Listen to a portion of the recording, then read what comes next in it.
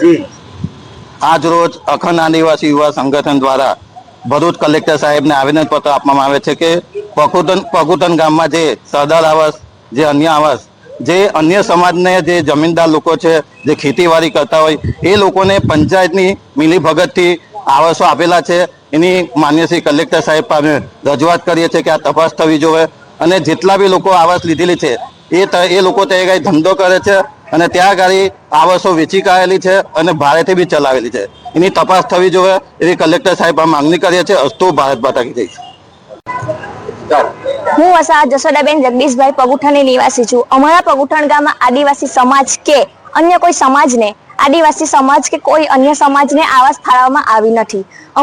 અમારા ગામમાં ઘણા એવા ઘર છે કે જે એક ઘરમાં 2 થી 3 ચૂલા સળગે છે. અમારા ગામમાં જે જમીનદાર લોકો છે, માલ મિલકત ધરાવતા લોકો છે, તે ગામના લોકોને આવાસ મળેલી છે અને જે જરૂરિયાતમંદ વ્યક્તિ છે તે લોકોને આવાસ મળી નથી. હવે તમે કહો અમારે શું કરવું? જેને આવાસ મળવાની છે તેને આવાસ મળતી નથી અને જેને આવાસ જરૂર નથી તેને મળેલી છે. અને જે અમારા ગામના લોકો છે તે લોકો ગામમાં ભાડેથી આપેલી છે બધાને આવાસ. હવે અમારે કરવું શું? અને અમારા લોકોને જે આદિવાસી સમાજના લોકોને ગામની બહાર કાઢી મૂકેલા છે.